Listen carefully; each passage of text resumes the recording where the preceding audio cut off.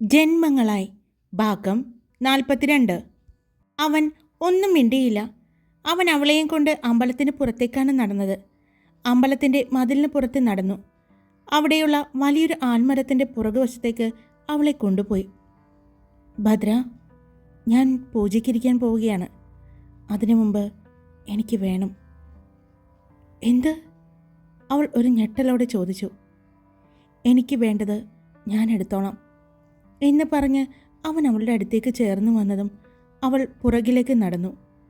ആൽമരത്തിൽ തട്ടി അവൾ നിന്നതും അവൻ അവളുടെ അരയിലൂടെ കൈപിടിച്ച് അവനോട് ചേർത്ത് നിർത്തി.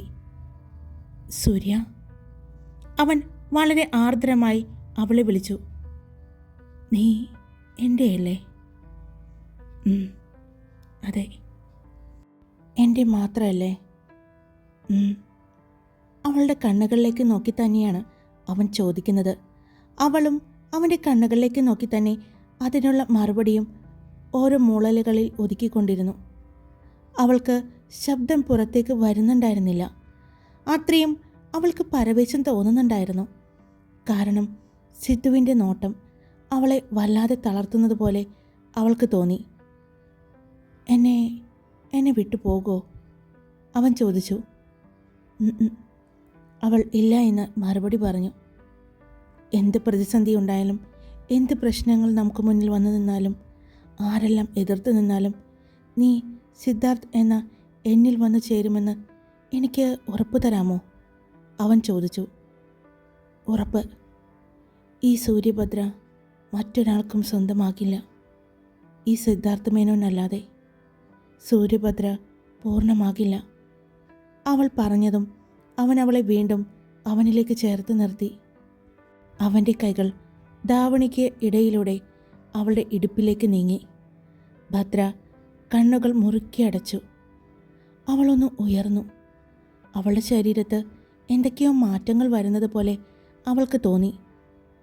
കണ്ണ് തുറക്കാൻ പോലും പറ്റാതെ അവൾ നിന്നു. അവളുടെ കഴുത്തിൽ സിദ്ധാർത്ഥിൻ്റെ ചുണ്ടുകൾ പതിയുന്നത് അവൾ അറിഞ്ഞതും അവൾ ഞെട്ടലോടെ കണ്ണ് വലിച്ചു തുറന്നു. പെട്ടെന്ന് അവൻ അവളെ ഗാഢമായി പുണർന്നു. അവളും തിരിച്ചവനെ പുണർന്നു പോയി. അവൻ്റെ ചുണ്ടുകൾ അവളുടെ മുഖത്തും ആകെ ഓടി നടന്നു. ഇനിയും തടഞ്ഞില്ലെങ്കിൽ ഇന്നത്തെ പൂജയ്ക്ക് സിദ്ധുവിന് ഇരിക്കാൻ പറ്റില്ല എന്ന് അവൾക്ക് തോന്നി. അതോർത്തതും അവൾ അവനെ തള്ളി മാറ്റാൻ ശ്രമിച്ചു. എന്നാൽ അവൻ അവളെ വീണ്ടും വീണ്ടും ഗാഢമായി പുണരുകയാണ് ചെയ്തത്. സിദ്ധുവേട്ട, പൂജയ്ക്കിരിക്കാനുള്ളതാണ്. ഇങ്ങനെയൊന്നും ചെയ്തിട്ട് പൂജയ്ക്കിരിക്കാൻ പാടില്ല, അവൾ പറഞ്ഞു. ഈ പൂജയ്ക്ക് ഭാര്യയും ഭർത്താവും ഒരുമിച്ചിരിക്കാതെ പൂർത്തിയാകില്ല. എൻ്റെ അച്ഛനും അമ്മയും ഒരുമിച്ചാണ് ഇരിക്കുന്നത് ഞാൻ കണ്ടിരിക്കുന്നത്. പക്ഷേ എൻ്റെ ഒപ്പം നിനക്കിരിക്കാൻ പറ്റില്ലല്ലോ ഭദ്ര. പക്ഷേ നിൻ്റെ സാമീപ്യമെങ്കിലും എൻ്റെ കൂടെ വേണം എന്ന് പറഞ്ഞ് അവൻ വീണ്ടും അവളെ മുറുക്കെ പുണർന്നു. പക്ഷേ സിദ്ധുവേട്ട, ഇത് അമ്പലാണ്.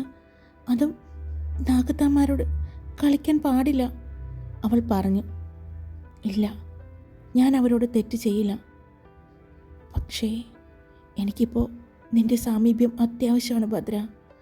ഞാൻ വേറൊന്നും ചെയ്യില്ല. എനിക്കെങ്ങനെ ചേർത്ത് പിടിച്ച് നിന്നാൽ മതി ഭദ്ര. ഞാനിന്ന് ഏറ്റവും കൂടുതൽ എൻ്റെ അച്ഛനെയും അമ്മയും മിസ് ചെയ്യുന്നുണ്ട്, അവൻ പറഞ്ഞപ്പോഴാണ് ഭദ്ര അവൻ്റെ ഇപ്പോഴത്തെ ആ സങ്കടമാണ് അവൻ തന്നെ ചേർത്ത് പിടിച്ചുകൊണ്ട് തീർക്കുന്നത് എന്ന് അവൾക്ക് മനസ്സിലായി. അവൻ്റെ അപ്പോഴത്തെ ആ മാനസികാവസ്ഥ തിരിച്ചറിഞ്ഞ് ഭദ്ര അവനെ മുറുകെ ചേർത്ത് പിടിച്ചു. എൻ്റെ മനസ്സ് ഞാൻ മറ്റെന്തെങ്കിലും മാറ്റിയില്ലെങ്കിൽ ഇന്നെനിക്ക് ഒന്നിനും പറ്റില്ല സൂര്യ, അവൻ പറഞ്ഞു. അവൻ അത്രമാത്രം മാനസികമായി തളർന്നിരിക്കുകയാണെന്ന് മനസ്സിലായ ഭദ്ര അവനെ അവളിൽ നിന്നും അടർത്തി മാറ്റിക്കൊണ്ട് അവൻ്റെ മുഖം കൈക്കുമ്പിളിലെടുത്തു. അവൻ്റെ കണ്ണ് നിറഞ്ഞിരിക്കുന്നത് പോലെ അവൾക്ക് തോന്നിയതും അവൾ അവൻ്റെ കണ്ണുകളിലേക്ക് നോക്കിക്കൊണ്ട് തന്നെ, ഞാനില്ലേ എൻ്റെ സിദ്ധുവേട്ടന്? ഞാനിപ്പോൾ എന്താ ഞാൻ ചെയ്യേണ്ടത്? അവൾ ചോദിച്ചു. എന്നെ ഒന്ന് ചേർത്ത് പിടിച്ചാൽ മതി, അവൻ പറഞ്ഞതും അവൾ അവൻ്റെ മുഖം അവളുടെ മുഖത്തോട് അടുപ്പിച്ചുകൊണ്ട് ആദ്യം അവൻ്റെ നെറ്റിയിലൊന്ന് ചുംബിച്ചു. പിന്നീട് അവൻ്റെ രണ്ട് കണ്ണുകളിലും മാറി മാറി ചുംബിച്ചു. പിന്നെ അവൻ്റെ 2 കവിളിലും അവൾ ചുംബിച്ചു. കണ്ണുകൾ മുറുകിയടച്ചു നിൽക്കുന്ന സിദ്ധാർത്ഥിൻ്റെ മനസ്സ് ഇപ്പോൾ ശരിയല്ല എന്ന് മനസ്സിലായ ഭദ്ര അവളുടെ ചുണ്ടുകൾ അവൻ്റെ ചുണ്ടുകളിലേക്ക് അടുപ്പിച്ചു. അവൻ്റെ ചുണ്ടുകളിലേക്ക് അവളുടെ ചുണ്ടുകൾ അമർത്തി വെച്ചു. അതറിഞ്ഞതുപോലെ പെട്ടെന്ന് സിദ്ധാർത്ഥ് കണ്ണു തുറന്നു. അവൾ തന്നെ അവൻ്റെ മേൽചുണ്ടിനെയും കീഴ്ചുണ്ടിനെയും നുണഞ്ഞെടുത്തു. കണ്ണുകൾ വിടർത്തി അവളെ തന്നെ അവൻ നോക്കി. അപ്പോഴും അവൾ അവൻ്റെ ചുണ്ടുകളെ മോചിപ്പിക്കാതെ അതിനെ വളരെ പ്രണയത്തോടെയും സ്നേഹത്തോടെ നുണഞ്ഞെടുത്തു. അവൻ്റെ മനസ്സിൻ്റെ വേദനകൾ എല്ലാം ആവാഹിക്കുന്നത് പോലെ അവൾ അവൻ്റെ ചുണ്ടിനെ നുണഞ്ഞെടുത്തു. അല്പസമയം കഴിഞ്ഞതും അവൾ അവനിൽ നിന്നും അവളുടെ ചുണ്ടുകളെ അടർത്തിയതും അവൻ അവളുടെ കണ്ണുകളിലേക്ക് നോക്കി. ഇപ്പോൾ എൻ്റെ സിദ്ധുവേട്ടൻ ഓക്കെ ആയോ? അവൾ ചോദിച്ചു. ഇപ്പോൾ അവൻ്റെ കണ്ണുകളിൽ അവൻ്റെ പെണ്ണിനോടുള്ള പ്രണയമായിരുന്നു. അവൻ്റെ ഹൃദയമിടിപ്പ് നേരെ ആയതുപോലെ അവന് തോന്നി. ഇനി പൂജയ്ക്ക് പോയിരിക്കാമോ? സ്വസ്ഥമായിട്ട് ശാന്തമായിട്ട് അവൾ ചോദിച്ചു. അവൻ തലയാട്ടി സമ്മതിച്ചു. എന്നാ പോകാം, അവൾ ചോദിച്ചു. തിരിഞ്ഞു നടക്കാൻ പോയതും അവൻ അവളുടെ അരക്കെട്ടിലൂടെ ചേർത്ത് പിടിച്ചുകൊണ്ട് പറഞ്ഞു, ഇത്രയും നല്ലൊരു മരുന്ന് ഈ ലോകത്ത് വേറെ എനിക്ക് തരാനായിട്ടില്ല. താളം തെറ്റി ഇടിച്ചുകൊണ്ടിരിക്കുന്ന ഹൃദയമെടുപ്പ് പോലും ശാന്തമാക്കാൻ നിനക്ക് പറ്റുന്നുണ്ട്. എൻ്റെ ഏറ്റവും വലിയ മെഡിസിൻ നീയാണ്, അവൻ പറഞ്ഞു.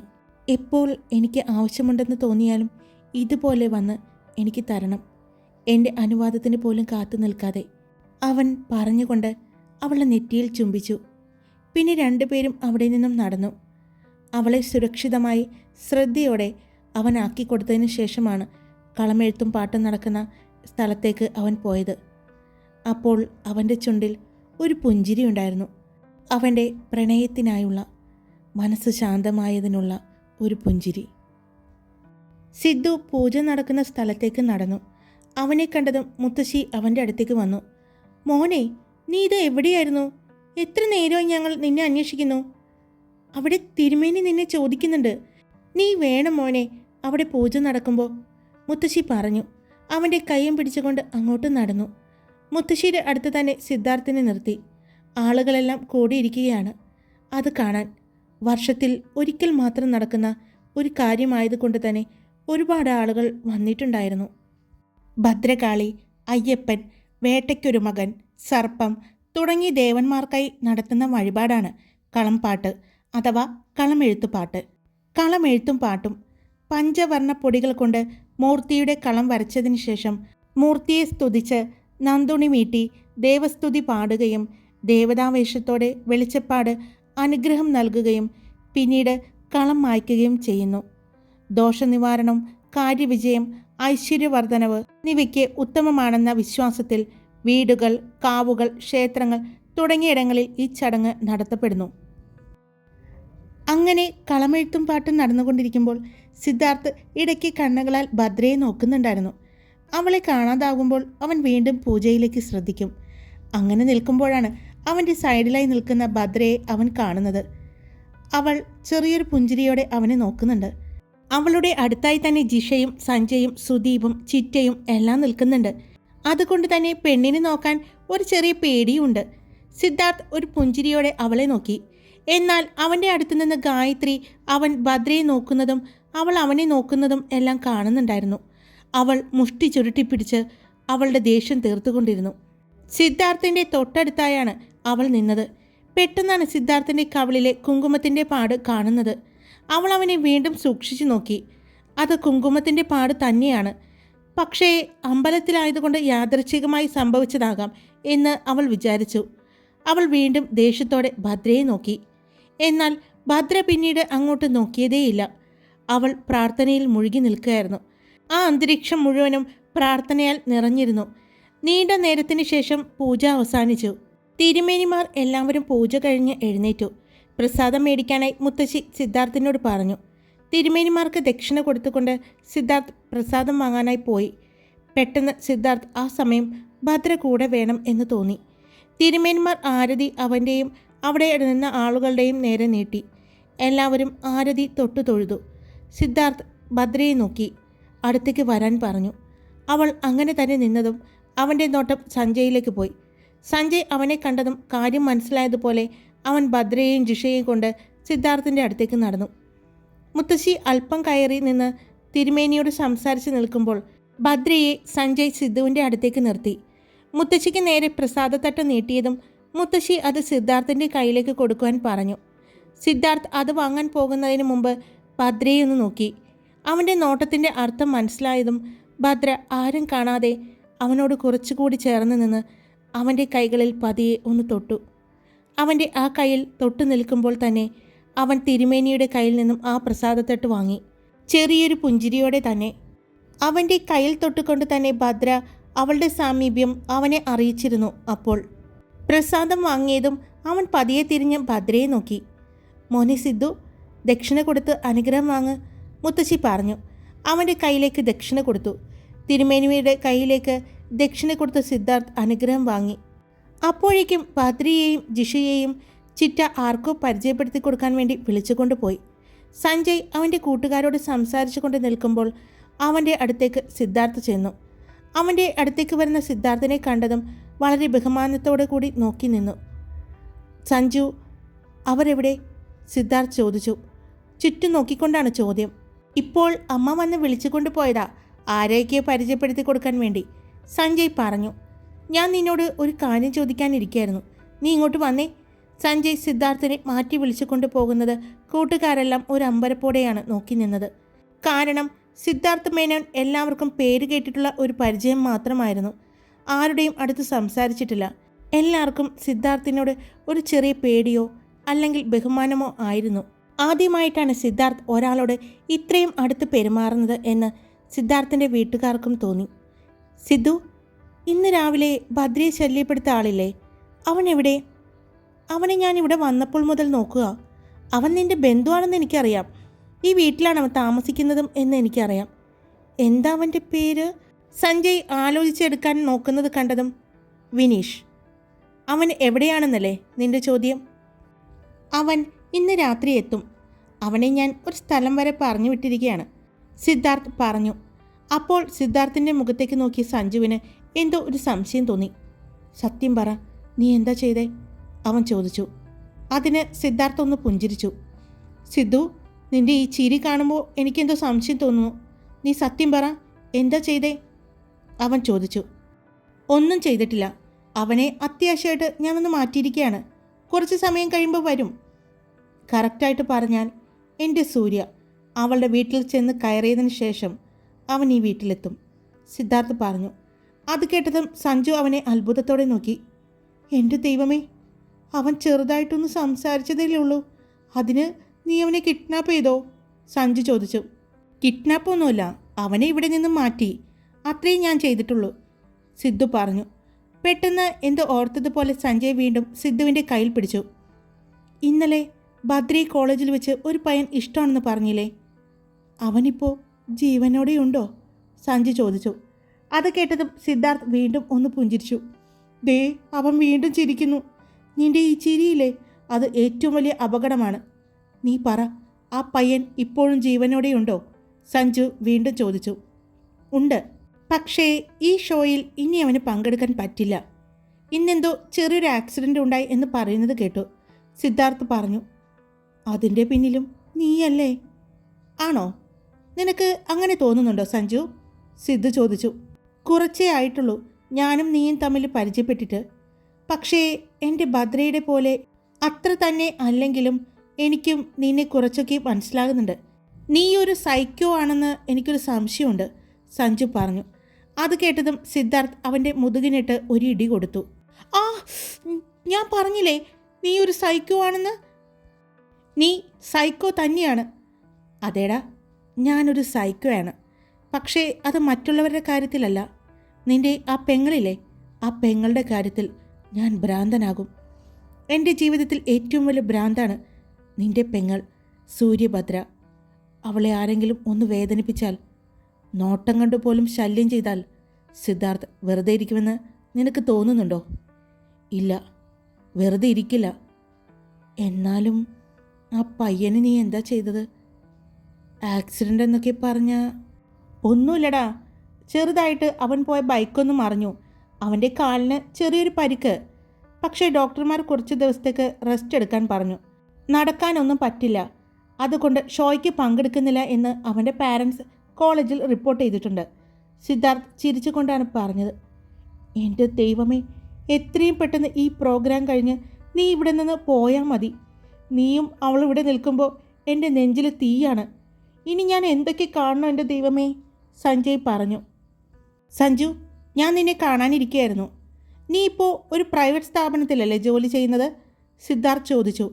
അവൻ്റെ ചോദ്യം കേട്ടതും സഞ്ജു അവനെ ഞെട്ടലോടെ നോക്കി. അതെ, അവൻ സിദ്ധാർത്ഥിനെ അടിമുടി നോക്കിക്കൊണ്ട് പറഞ്ഞു. അതിന് നാളെ നീ ചെല്ലുമ്പോൾ നിനക്കവിടെ ജോലി ഉണ്ടാകില്ല, സിദ്ധാർത്ഥ് പറഞ്ഞതും സഞ്ജയ് ഞെട്ടലോടെ അവനെ നോക്കി. നീ എൻ്റെ ജോലി കളഞ്ഞു മഹാപാപി. എൻ്റെ കല്യാണം, എൻ്റെ വീട്, എൻ്റെ ജീവിതമെല്ലാം തകർത്തല്ലോടാ മഹാപാപി, സഞ്ജു പറയാൻ തുടങ്ങി. എടാ, നീ നാളെ മുതൽ കൈലാസം ഗ്രൂപ്പിൻ്റെ സ്ഥാപനത്തിൽ ജോലി ചെയ്യുന്നു. ഇപ്പോൾ നീ വാങ്ങുന്നതിലും ഇരട്ടി ശമ്പളം കിട്ടും, സിദ്ധാർത്ഥ് പറഞ്ഞതും വീണ്ടും സഞ്ജു അവനെ നോക്കി. നീ എന്നെ കൊല്ലാനാണോ വളർത്താനാണോ പിടിക്കുന്നത്? എനിക്ക് നല്ല സംശയമുണ്ട്, സഞ്ജു പറഞ്ഞു.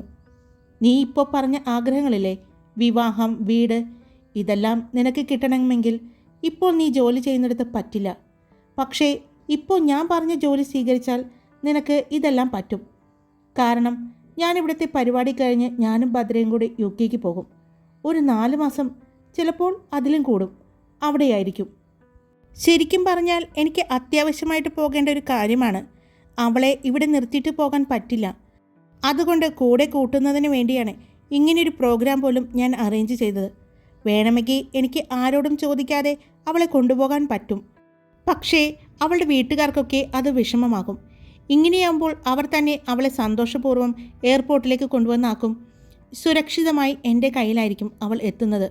അതുകൊണ്ടാണ് ഞാൻ ഇങ്ങനെയൊരു പ്രോഗ്രാം പോലും സംഘടിപ്പിച്ചത്, സിദ്ധാർത്ഥ് പറഞ്ഞത് കേട്ട് വീണ്ടും സഞ്ജയ് ഞെട്ടി അവനെ നോക്കി. അപ്പോൾ ഞാൻ പറഞ്ഞു വന്നത് എന്താണെന്ന് വെച്ചാൽ, ഞാൻ ഡൽഹിയിലും മറ്റുമൊക്കെ ആയിരിക്കും എപ്പോഴും.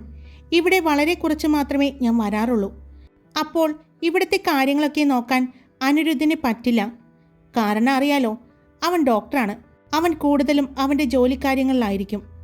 അവൻ്റെ ജോലിയുടെ ഇടയിൽ ഇതും കൂടി അവന് താങ്ങില്ല. എനിക്ക് വിശ്വസിച്ച് ഏൽപ്പിച്ച് പോകാൻ ഒരാൾ വേണം. അത് നീയായിരിക്കും നല്ലതെന്ന് എനിക്ക് തോന്നുന്നു. അതുകൊണ്ട് ഞാൻ നിന്നെ വിശ്വസിച്ച് ഏൽപ്പിക്കുകയാണ്. നിനക്കവിടെ പൂർണ്ണ സ്വാതന്ത്ര്യം ഉണ്ടായിരിക്കും. അക്കൗണ്ട്സിൽ കുറച്ച് തിരിമറികൾ നടന്നിട്ടുണ്ട്. അതെല്ലാം നീ ഒന്ന് ശരിയാക്കണം. ഞാൻ എന്തായാലും പോകുന്നതിന് മുമ്പ് അതെല്ലാം ക്ലിയർ ചെയ്യും.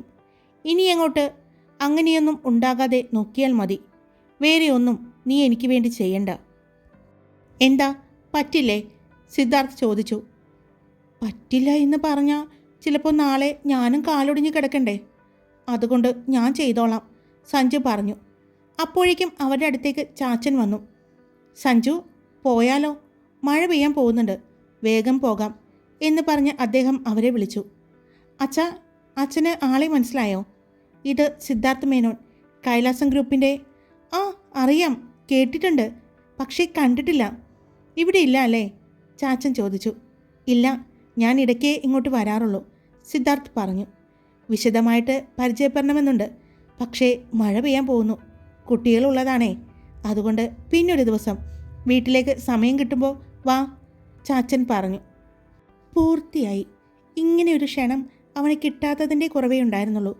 ബാക്കിയെല്ലാം തികഞ്ഞിരിക്കുകയായിരുന്നു, സഞ്ജയ് പതിയെ പറഞ്ഞു. അത് അവിടെ നിന്ന സിദ്ധാർത്ഥ് കേട്ടു. അവനൊന്ന് പുഞ്ചിരിച്ച് അവൻ്റെ തോളിൽ പിടിച്ചു. തീർച്ചയായും അങ്കിൾ, ഞാൻ വരാം, സിദ്ധാർത്ഥ് പറഞ്ഞു. അപ്പോൾ ഞങ്ങളെന്നാൽ പോയിക്കോട്ടെ. മോളുടെ പനി മാറിയിട്ടേ ഉള്ളേ. ഇനിയും മഴ നനഞ്ഞാൽ അവൾക്ക് പനി പിടിക്കും. അത് പറഞ്ഞത് കേട്ടതും സിദ്ധാർത്ഥിൻ്റെ മുഖം മാറുന്നത് സഞ്ജയ് കണ്ടു. ഇത്രയും നേരം സംസാരിച്ചു കൊണ്ടിരുന്ന സിദ്ധാർത്ഥ് ആയിരുന്നില്ല. അപ്പോൾ അവൻ്റെ മുഖം കണ്ടപ്പോൾ സഞ്ജുവിന് മനസ്സിലായി, ഇത്രയുള്ളോ ഇവൻ? അവളുടെ പേര് കേൾക്കുമ്പോൾ മാറുന്ന മുഖഭാവം. ഇത് വല്ലാത്തൊരു പ്രണയമാണേ, സഞ്ജു മനസ്സിൽ വിചാരിച്ചു. എന്നാ സിദ്ധു, രാവിലെ കാണാം. നീ പറഞ്ഞ കാര്യം ഞാൻ എന്തായാലും ആലോചിച്ചിട്ട് പറഞ്ഞാൽ പോരെ? സിദ്ധാർത്ഥിനോട് സഞ്ജു ചോദിച്ചു. ഇനി ആലോചിക്കാൻ ഒന്നുമില്ല സഞ്ജയ്, നീ നാളെ വരുന്നു എൻ്റെ ഒപ്പം, അത്രയേ പറയാനുള്ളൂ. ബാക്കിയൊന്നും പറയാൻ നിൽക്കാതെ സിദ്ധാർത്ഥ് അവിടെ നിന്ന് തിരിഞ്ഞു നടന്നുപോയി. ഹായ്, ഞാനാണ് കാർത്തിക. അപ്പോൾ എല്ലാവരും കഥ കേട്ട് ഇഷ്ടപ്പെടുകയാണെങ്കിൽ നിങ്ങളുടെ അഭിപ്രായങ്ങൾ പറയണം. പിന്നെ ലൈക്ക് ചെയ്യാൻ മറക്കരുത്. സബ്സ്ക്രൈബ് ചെയ്യണേ. Love you all. It's me Karthika. Tata.